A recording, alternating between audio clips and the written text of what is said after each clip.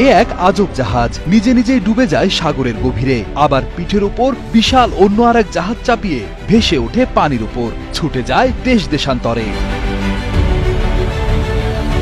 জাহাজের উপর জাহাজ নিয়ে সাগর দাপিয়ে বেড়ানো এই বিশাল জাহাজটির নাম বোকা ভ্যানগার্ড,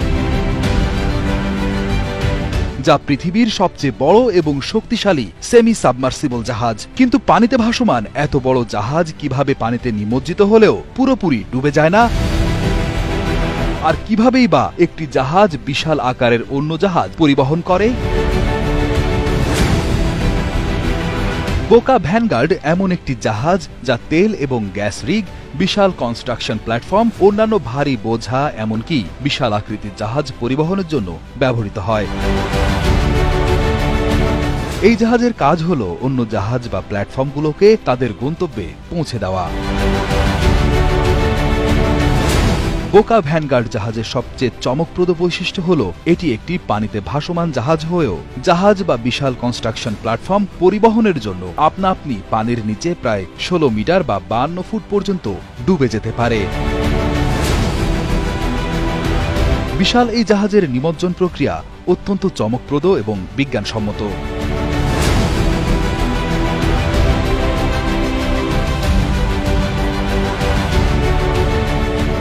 জাহাজটি নিমজ্জিত করতে হলে এর বিশেষভাবে ডিজাইন করা ব্যালাস্ট ট্যাঙ্কগুলো পানি দিয়ে পূর্ণ করা হয়। এতে জাহাজের ওজন বেড়ে যায় এবং এটি ধীরে ধীরে পানির নিচে ডুবে যায়।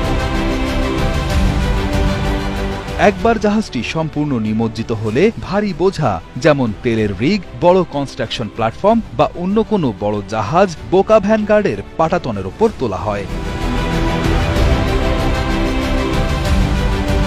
সবকিছু ঠিকঠাক বসানোর পর পাম্পের সাহায্যে জাহাজ থেকে পানি বের করে দিয়ে আবার সেটিকে ভাসিয়ে তোলা হয়।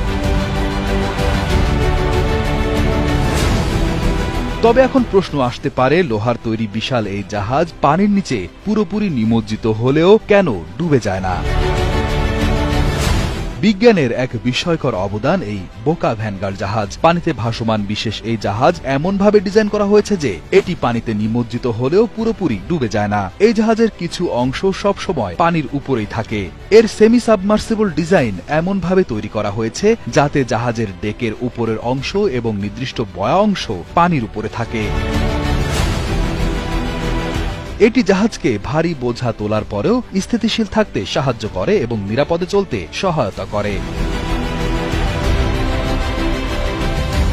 জাহাজটির ডেকের ওপর পিলারের মতো 4টি কাঠামো রয়েছে, যা জাহাজটির ভারসাম্য রাখার জন্য প্রয়োজন অনুসারে ডেকের বিভিন্ন জায়গায় স্থানান্তর করা যায়।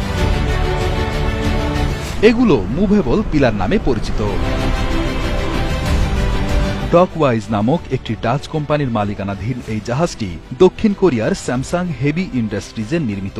2013 সালে প্রথমবারের মতো সমুদ্র যাত্রা করে 275 মিটার দৈর্ঘ্য ও 70 মিটার প্রস্থের বিশাল এই জাহাজটি, যার নির্মাণে খরচ হয় প্রায় $290 মিলিয়ন।